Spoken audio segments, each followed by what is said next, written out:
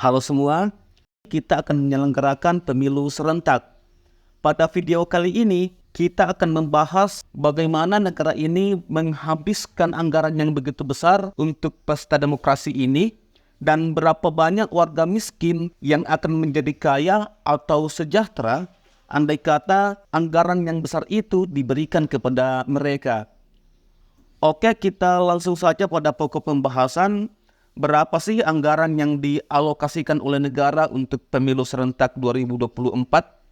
Untuk mengetahui rinciannya, kita akan mulai dari panitia penyelenggara tingkat TPS atau yang disebut dengan KPPS.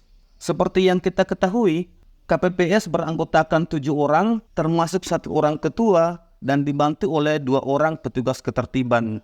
Untuk ketua sendiri diberi honor Rp1.200.000 selama masa kerja. Lalu 6 orang anggota lainnya diberi honor Rp1.100.000 dikali 6 orang anggota, maka jumlahnya adalah Rp6.600.000. Lalu petugas ketertiban atau yang lazimnya disebut hansip diberi honor Rp700.000 dikali 2 orang hansip, maka jumlahnya Rp1.400.000. Lalu untuk BIMTEK KPPS, setiap peserta diberi uang transport senilai Rp150.000. Saya cukup tahu karena saya kebetulan adalah ketua KPPS di tempat saya. Kalau teman-teman tidak percaya, ini bisa lihat Rp150.000. Kali 7 orang peserta per TPS, maka jumlahnya adalah Rp1.050.000 per TPS.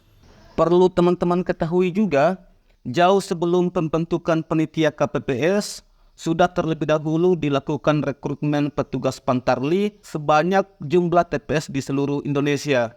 Untuk honor petugas Pantarli sendiri, Rp1.000.000 per petugas Pantarli. Kalau ini kita totalkan, maka jumlahnya adalah Rp11.250.000 per TPS. Dikali 820, 161 TPS di seluruh Indonesia, maka untuk honor panitia tingkat TPS saja itu mencapai angka Rp9.226.811.250.000. Angka yang cukup besar, teman-teman. Ini mungkin masih menimbulkan tanda tanya bagi beberapa teman-teman yang juga kebetulan adalah petugas KPPS. Karena di rincian yang sudah saya berikan ini tidak terdapat uang konsumsi ataupun uang transport pada saat pelantikan KPPS. Jadi di tempat saya pada saat pelantikan memang sama sekali tidak ada uang transport maupun uang konsumsi.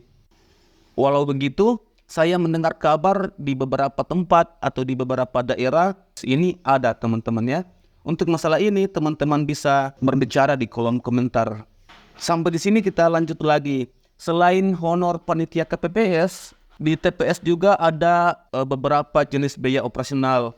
Di antaranya biaya pembuatan TPS Rp2.000.000, kemudian anggaran untuk susu dan vitamin Rp1.000.000, sewa printer atau alat pengganda Rp500.000, dan konsumsi panitia ini belum jelas, tapi saya dengar kabar anggaran untuk konsumsi per TPS itu nilainya adalah Rp900.000.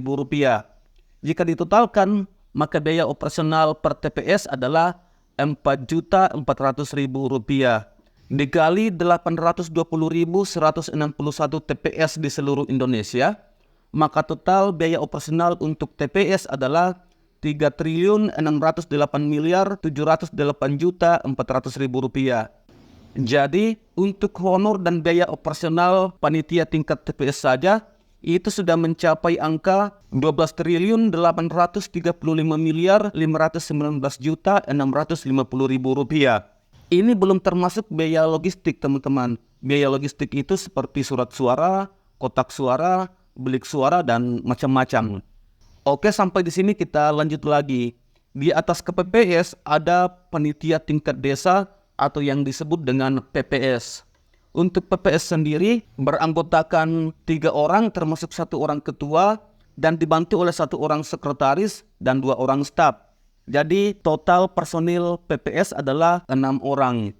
Untuk ketua diberi honor Rp1.500.000 per bulan, dan untuk 2 orang anggota Rp1.300.000 kali 2 orang anggota, maka jumlahnya adalah Rp2.600.000. Untuk sekretaris diberi honor Rp1.150.000. Staf Rp1.050.000 dikali 2 orang staf, maka jumlahnya adalah Rp2.100.000 per bulan. Jika dijumlahkan, maka honor PPS per bulan adalah Rp7.350.000 per bulan. Kali 16 bulan masa kerja, lalu dikali lagi dengan 83.731 desa dan kelurahan di seluruh Indonesia, maka total honor PPS adalah Rp9.846.765.600.000. Ini baru honor teman-teman, belum termasuk konsumsi PPS, biaya BIMTEK, dan biaya operasional PPS lainnya. Oke, sampai di sini kita lanjut ke tingkatan yang lebih di atas, panitia pemilihan tingkat kecamatan atau yang disebut dengan PPK. Sama seperti PPS, PPK juga beranggotakan 3 orang termasuk 1 orang ketua dan dibantu oleh 1 orang sekretaris dan 2 orang staf. Untuk ketua PPK sendiri diberi honor Rp2.500.000 per bulan. Kemudian anggota diberi honor Rp2.200.000 kali 2 orang anggota, maka jumlahnya adalah Rp4.400.000 per bulan. Sekretaris Rp1.850.000 per bulan dan staf Rp1.300.000 per bulan dikali 2 orang staf, maka jumlahnya adalah Rp2.600.000 per bulan. Jika ditotalkan, maka honor PPK adalah Rp11.350.000 per bulan. Dikali 16 bulan masa kerja, lalu dikali lagi dengan 7.277 kecamatan di seluruh Indonesia, maka jumlahnya adalah Rp1.321.503.200.000. Ini juga baru honor, belum termasuk konsumsi PPK, biaya BIMTEK PPK, dan biaya operasional PPK lainnya. Kalau dari beberapa poin yang sudah saya rincikan ini kita totalkan, ini saja sudah mencapai angka Rp36,8 triliun. Tapi ini belum seberapa teman-teman.